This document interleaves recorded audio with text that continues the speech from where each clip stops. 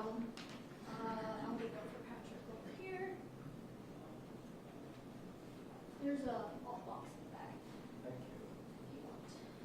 I thought I was gonna walk in and be half over. Not yet. Everyone. Wow, look at this setup. I know, right? PTZ. Wow. We get upgraded, and these are all the upgrades you will see from us. That's it. Nice. That's gonna be. Our budget was awesome cut, so that's it. There you go. Quick question, I don't know if this is all discussed. Does anybody know if town council already voted? Yes, it's upstairs. It already happened in the council chambers. I'm just curious because our contract was in it today, I didn't know if it passed or not. Oh, Now that the amendment. For skill trades for, You got it. did we? Excellent, thank you. Congrats. You just made my entire. There you go. yeah. Thank You can also watch them on YouTube if you ever need. I will. They're live streamed. Very good, Yeah. excellent. All right, thanks guys, No appreciate it. problem. Thanks, Shirley. Wow. I was paying attention, but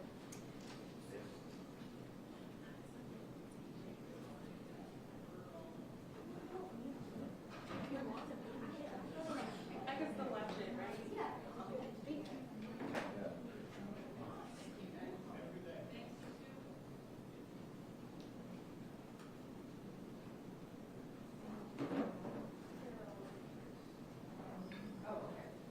Oh, okay. Thank you.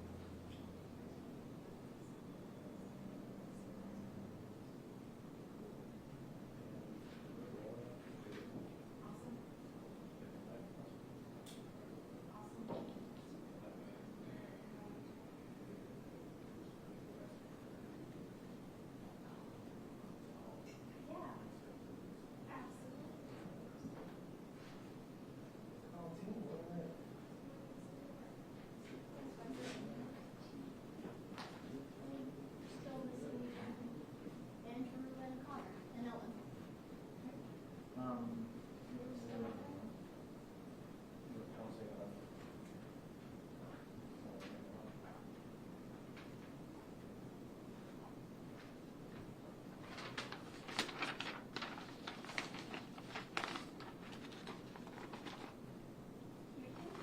Dual purpose. Balancing the cameras. Right, yeah. Sound like a car that flips over. Yeah. Does the whiteboard not work? What's that? No, because it's shiny. The whiteboard. Oh, no, well, also, that's in a different Got it. color technically, or that sort of thing. Yeah. My boyfriend used to do this, so you think I know a little bit more about it than. Right? But he did sports, so it's a little different. Oh, right? God, those guys don't know how to white house. Oh, he definitely does. He got a good education and it's a good college. Go on. Good, good. So. No, I just like to get a shot at sports guys whenever I can. Oh, you should. Being They're a pain in the butt. I live with one, so I know.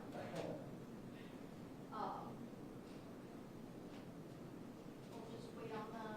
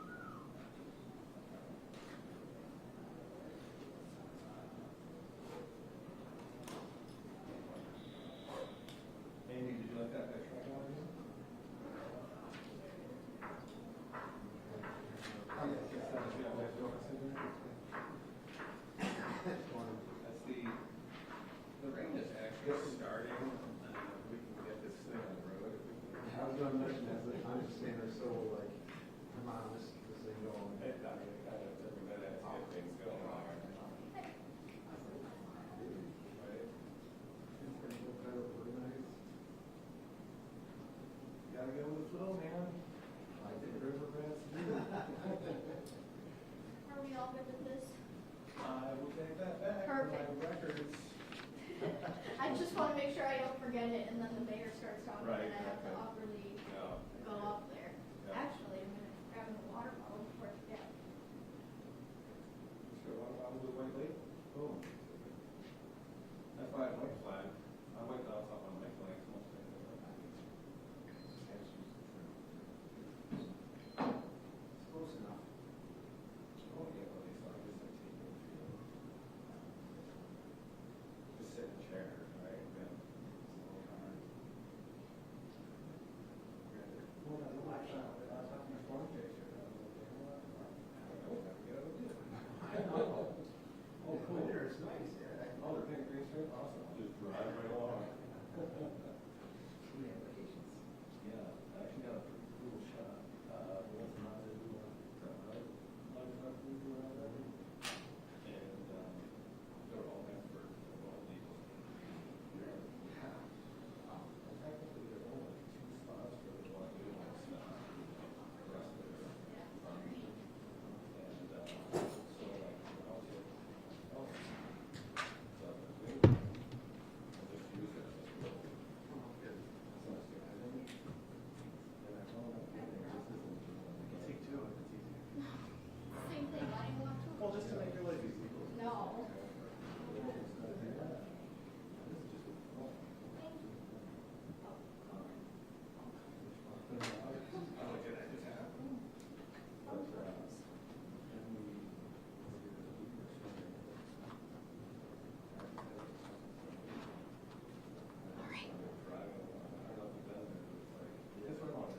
Yeah, yeah, yeah. I've seen that. Yeah. Yeah. It's, I mean, it can be pretty boring if not much going Well, on. I would just want this. We'll start in like 2 minutes, once Connor gets Yeah, down there, yeah. and everything's set. And so I'm just like driving along with this like major speedway, match the speed. Saw some, this was on Sunday, I guess, with storms. So there's like, we were like in between 2 like storms, like, yeah, so it's pretty cool. We kind of lucked out. That was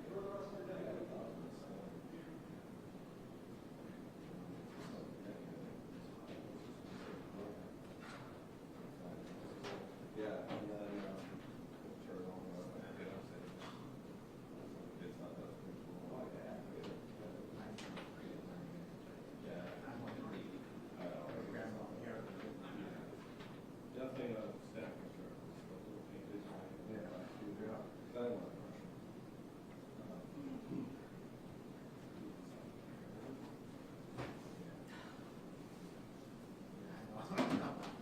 Make that long.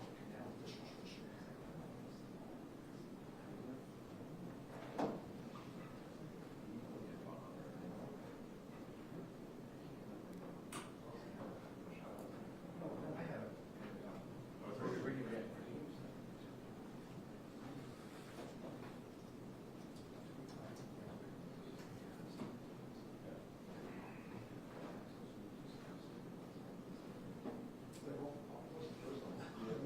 Some of the radio people with the like obvious like they ran away. I like that. I like that. One of you said it.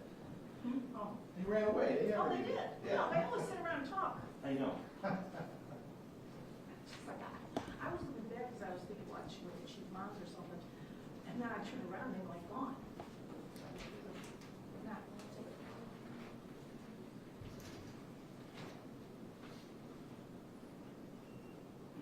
Yeah, I get mad when people run. It definitely set my mood.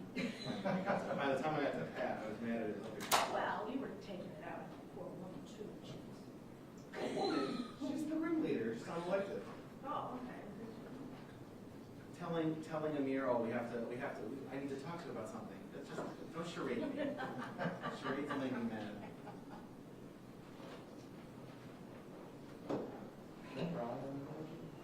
Huh?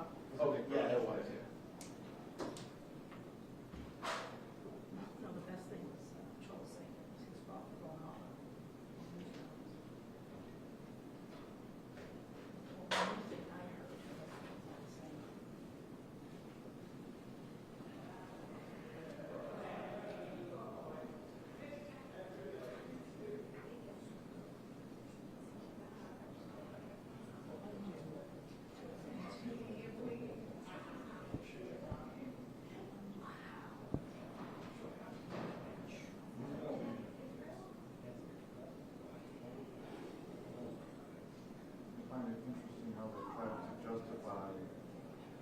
well, we had 40 budget meetings, but they didn't discuss any of those amendments, any of their cuts at any of those meetings, which I brought up like 2 weeks ago. I said, you never talked about this at any of those meetings.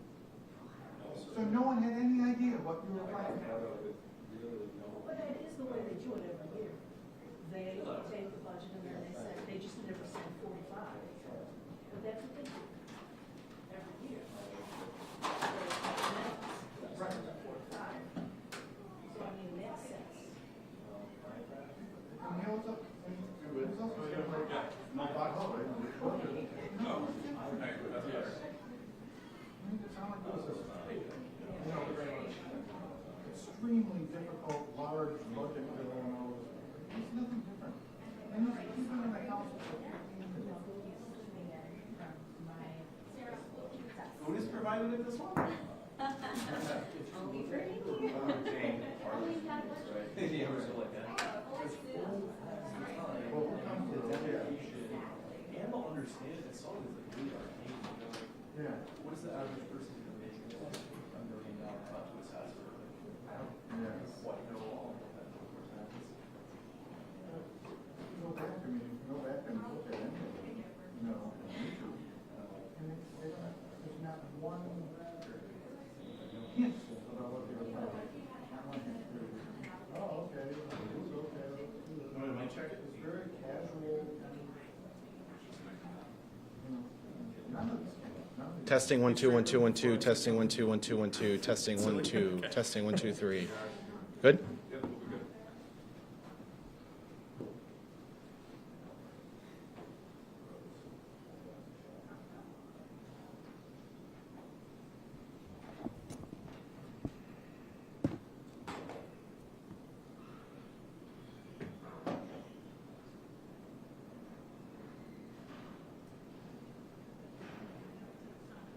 Yeah, right. Want to turn the lights off to cut the power bill a little? Maybe move that up or something. All right. Okay.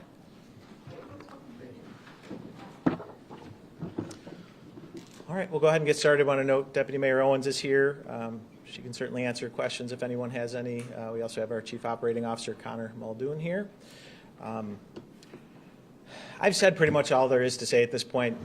Needless to say, I'm disappointed but not surprised by the council's actions today. I think they had been signaling that this was going to be the outcome for quite a while. I think it's telling that almost 3 weeks since the council first made their amendments, there has been ample time for further public dialogue, debate, discussion, and there was virtually none. And so, you know, even from the time that I issued my vetoes, still time for dialogue, discussion, debate, and they chose to remain silent. So again, disappointing, not surprising, but that's where we are. So now we go about the business of running city government. So we've got just about a month until the beginning of the next fiscal year.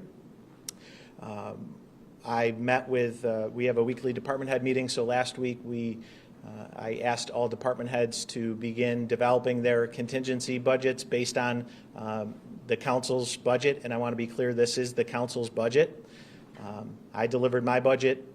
Council held hearings on my budget, and there has been zero public dialogue about the amendments that the council made. So this is the council's budget. I've asked department heads to develop their plans per the council's budget. That is in process. We're going to meet again tomorrow, discuss that further. The goal is next week to sit down and review draft budgets, draft contingency budgets. We'll make any final amendments or changes, I should say.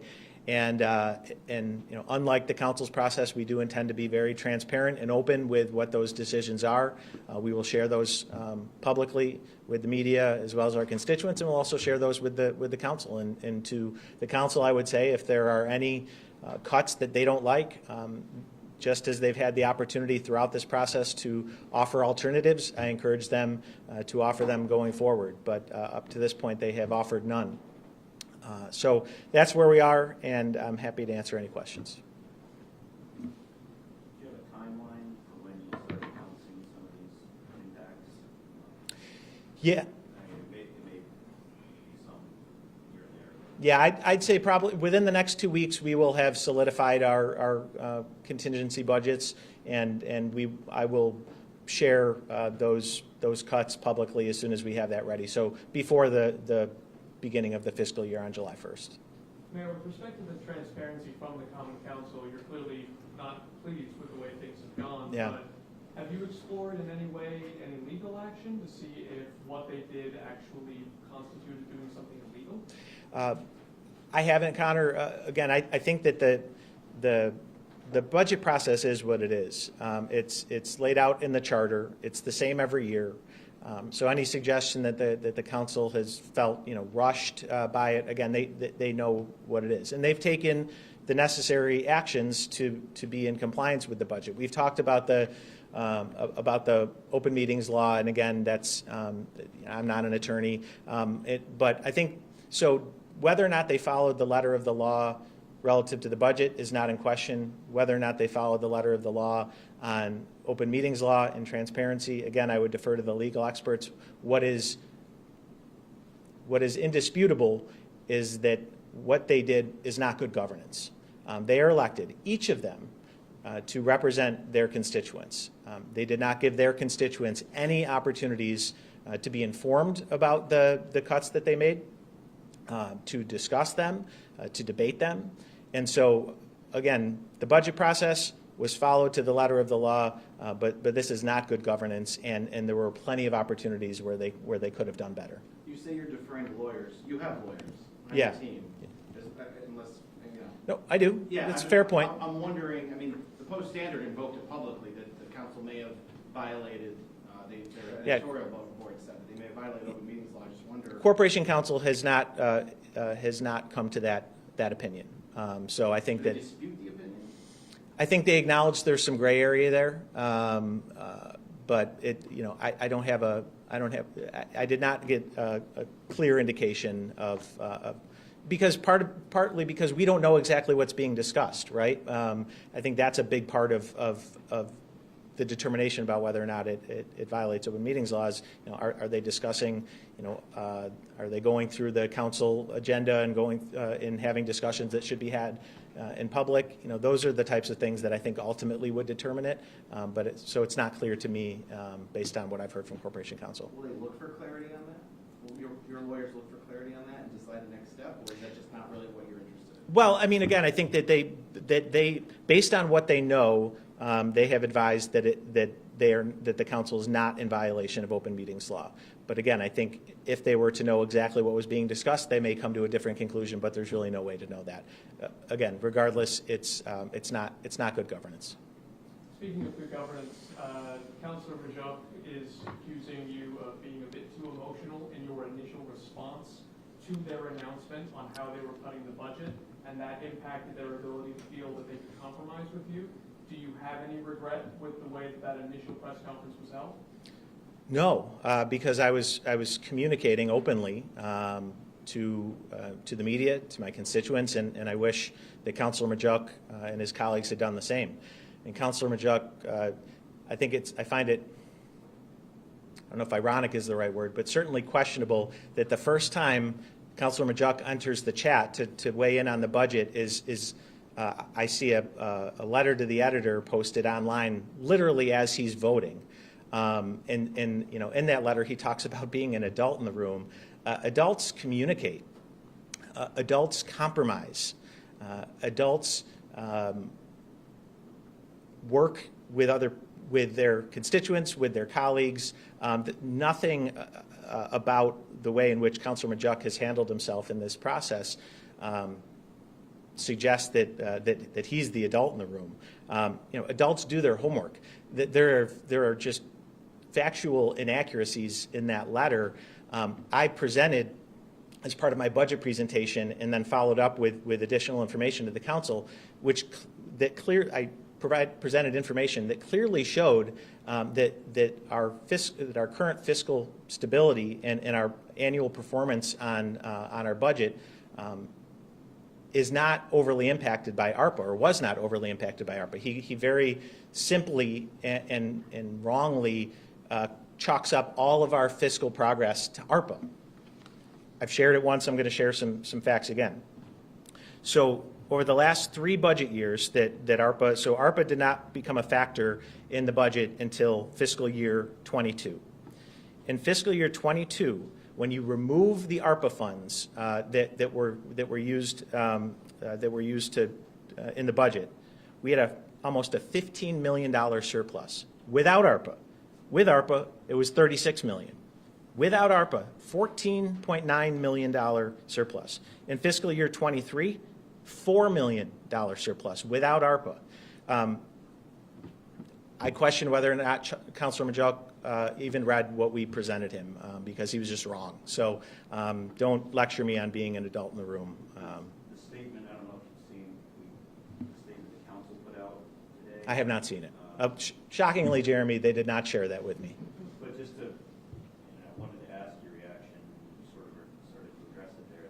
One of the sentences is, if we did not have the federal safety net that COVID relief provided, the city would be completely out of its savings and unable to balance it. It's just wrong, Jeremy. I mean, they say things that sound good that are not based in reality. The first year of the pandemic, without ARPA, we made, in very close coordination with the Common Council, where they were literally involved in the decision-making process, because of that contingency budget that we developed with the council, we had a $40 million surplus without ARPA. And I just went through where ARPA was involved. So I covered fiscal year 22 without ARPA, $14.9 million surplus. Fiscal year 23 without ARPA, $4.1 million surplus. Fiscal year 24, last fiscal year, without ARPA, $365,000 deficit. So again, adults do their homework. So when will city residents feel this? The 1st of July, or will it take a while, or? Yeah, I mean, technically the 1st of July. We'll certainly take a look at what the last few weeks of the fiscal year look like, whether or not there are any impacts. I don't anticipate there will be, but we're going to communicate before the 1st of July. But yeah, from the beginning, those cuts are going to be felt. But again, we are going to do everything in our power to mitigate the impact of those cuts, both on services and people. We're going to think long and hard about the council's offer to go back and ask for more money. I think it's a disingenuous offer if the goal is really to rein in spending. But it's they seem to be very quick to offer that. Certainly when they heard from upset department heads, they said, "Don't worry, just come back. We'll give you more." We might take them up on that. But I take my job very seriously, and we were given a budget that we are going to try to manage towards. But in some cases, we may have to come back, and they've certainly suggested they would be willing to entertain that. Sorry to cut you off. I think you waited until this point to really share what versus what gets cut, right? Yeah, we're just not there yet, Andrew. Still, okay. We're not. No, again. Just shot spotters survive. Don't to be determined, but it is absolutely on the chopping block. Beginning next week, I will see draft budgets from every department, and then I will take that opportunity to determine what I want to change. But as I've said from the beginning, there will be cuts, there will be pain. I'm going to do what I can to minimize it. Given concerns about transparency and some of the barbs that have been thrown back and forth between yourself and some members of the council, can neighbors in Syracuse be confident that their common council and their mayor are able to work together right now? They can be confident that they have a mayor and administration that takes our jobs very seriously and has a track record of the past 7.5 years of effectively managing city finances and city operations. They can be confident in the fact that their mayor, despite many challenges and not always having ready and willing partners, in spite of everything that we've been through in this budget process, I still talk to counselors. I reach out to them. I will continue to, so they can be confident that I will continue to operate as mayor the same way I've done in the past 7.5 years. And again, that's effectively managing the city, and it's being a good collaborator and communicator. I can't speak for the council, but I think the council's actions over the past few weeks speak for themselves. Can you even trust a single counselor? I mean, not one of them in public forum brought up a question, a comment, a challenge to where the leadership was headed, not one person. You know, I try really hard to put myself in their shoes, and you know, and that's just something that I do when I'm addressing problems. I try to put myself in our constituents' shoes and our counselors' shoes. I think I've never operated on a legislative body. It's a different dynamic, and I think that there's a lot of pressure to stay with the group, and I think some counselors felt that pressure and ultimately relented to that pressure.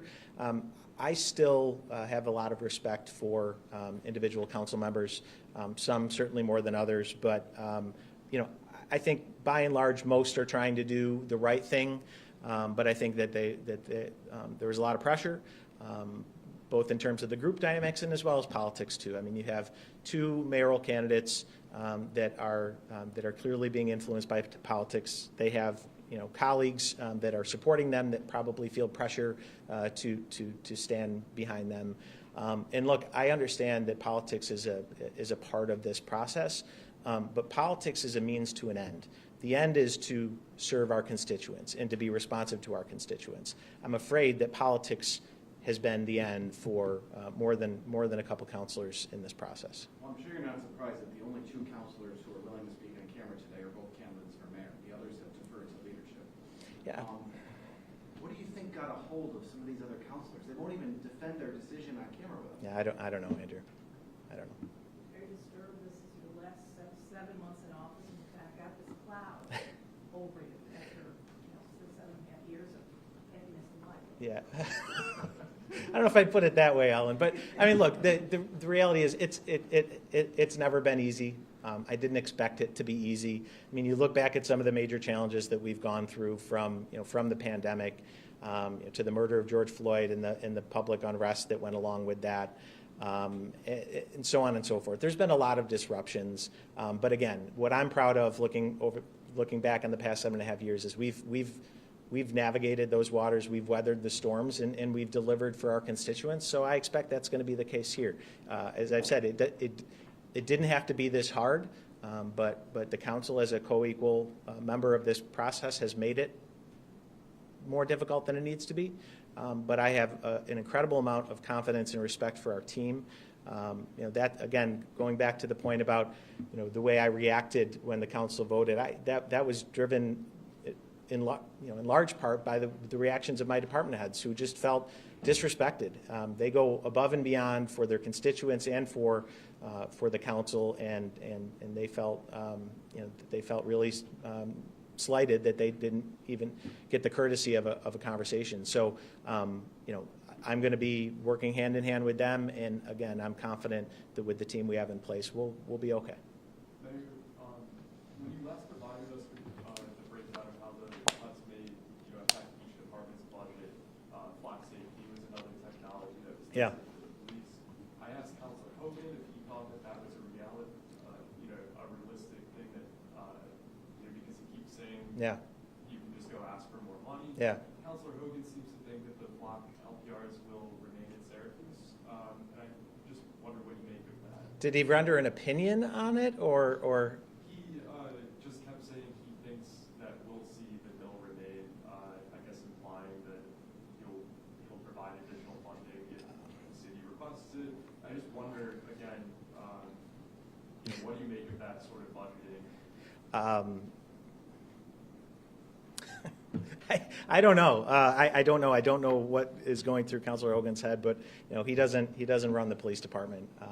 Chief Cecil does, and I do, and ultimately that's where the decisions are going to be made. But I just find it incredibly frustrating that that Councilor Hogan minimizes the impact of these cuts and very kind of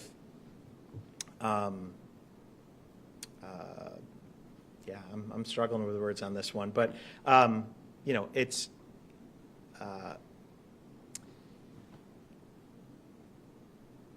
yeah, I'm at a loss on this one, I'm sorry. If ShotSpotter and the license plate readers, or any other, police tag is, cut as a result of the council's cuts. Yeah. You established a procedure for implementing these technologies. Yeah. Do you feel that that would in some way be the council sort of removing your legacy on your way out? I don't think about my legacy. I think about the people that we serve, and but again, I think that you mentioned the process. So I established a surveillance technology group. That didn't exist, and that inserted another layer into the decision-making process that allowed for additional public engagement and the receipt of public feedback. And so, it's just another example of how these cuts and the way in which they were done undermines the things that that the council and Councilor Hogan allegedly values in transparency and accountability. But again, I think the point that I wanted to make, which I've made a million times, is you can't say that you can't make very difficult cuts, then suggest that the departments have flexibility to move money around when they spend all of their budget. And then if you concede that, which seemingly Councilor Hogan did in this case, and then say, well, you can come back and ask for more, then what's the point? What is the point of all of this? And that I can't answer that question. As the outgoing mayor, you'll lead with a breadth of experience, Yeah. Real-world experience. What would you advise a future mayor and/or a future council to consider in terms of procedural, structural, maybe charter changes that would have been helpful the past month or so? Yeah, I think that that's a really good question, Andrew. I think outside of structural, it's just communicate. I mean, we have 7.5 years worth of evidence that show that when you communicate and collaborate, you govern well. And so, again, the fact that didn't happen in this case is unfortunate. But in terms of structural changes, I think that the fact that that the process, there isn't a formal step in the process that allows for additional public engagement after the council makes their amendments is a missed opportunity, and maybe an opportunity for improvement. So that's something that that we have tossed around some ideas and may pursue before I'm done as mayor. Is it a charter level change, or? I would think so, but I mean, look, there was nothing stopping the council from holding a public hearing at any point in this process, and the fact that they didn't, I think, is telling. But by pursuing it through a charter change, that would certainly, require the council to do it, and that may be what's necessary. When reporters have asked why a public hearing wasn't held, the councilors maintained that they held over 40 public hearings. Right. What do you make of that as far as an effort to involve the public in the budget process? Yeah, I mean, again, that was all done before the council made any amendments, or even had made any indication that the scale and scope of the amendments that they made were being actively under consideration. So I think it's disingenuous. They very easily could have created more opportunities after those amendments. But the budget hearings, they've got 30 days or so. They can ask any questions that they want. They can make any comments they want. Oftentimes they devolve into what about this, or hey, what about my constituent issue here or there. I think there's a process for the council to be much more thoughtful in how they go about those budget hearings, and also more thoughtful in how they go about soliciting feedback on any changes they make. The politics have been raised a few times. Deputy Mayor Owens, if you'd be able to take a few questions.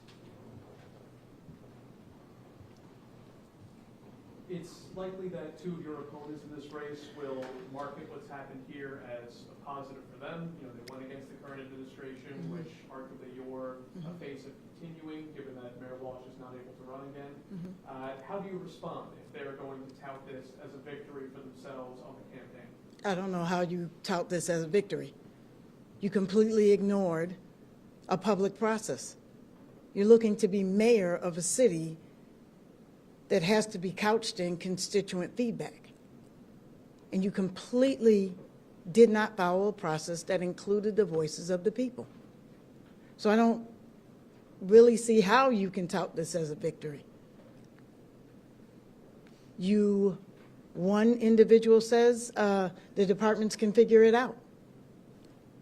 Councilor Hogan says the departments can figure it out.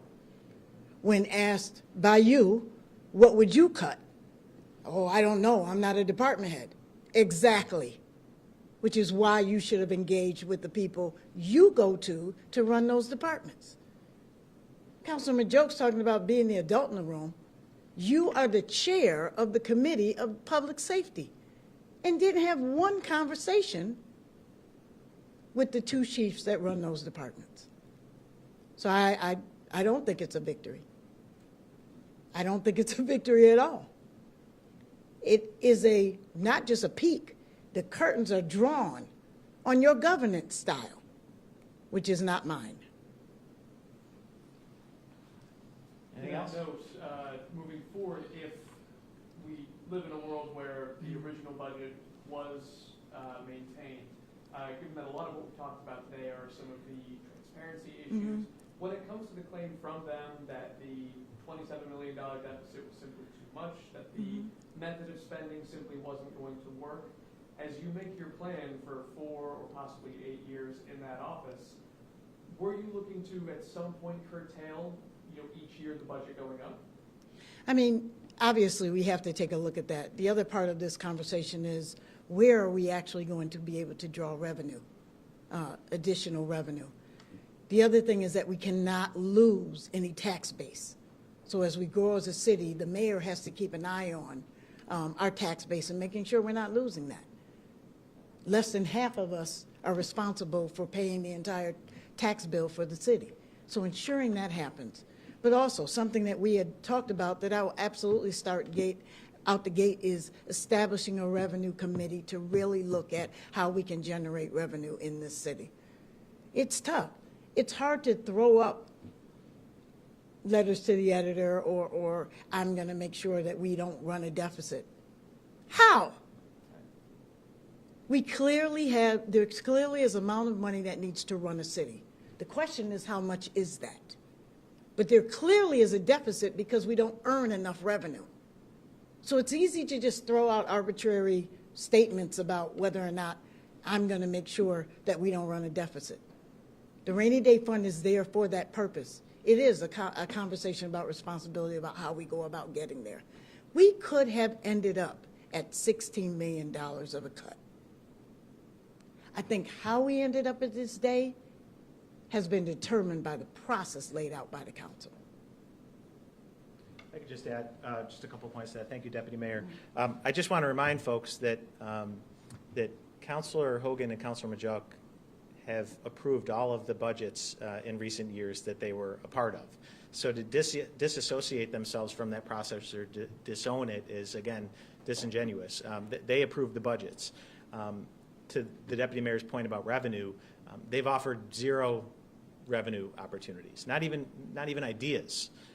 So again, to feign urgency around fiscal sustainability, I think is disingenuous when you look at what their actual track record is. Forgive me for continuing to refer to the spreadsheet in front of me here, but I talked about the surpluses that we've gained. Last year, the current fiscal year, our budgeted fund draw is $19.25 million. At worst, we're going to draw about half of that based on where we are and based on the numbers that I've seen. We'll draw half of that. And at best, we could end up balancing the budget this year. So I understand the $27 million number is scary, but if you take the time to do your homework, to review the vast amount of information and data that we regularly share with the counselors, which they often ignore, what you would see is consistently us spending much less than we budget for. You've all heard me say, you budget for a worst case scenario and you manage towards the best. And this administration has a track record of managing very positive outcomes, both operationally and fiscally, for city government. And I have no doubt that we will do the same this year, regardless of the council's cuts. I'm just repeating myself at this point. So thank you all for the time and attention. I really appreciate it.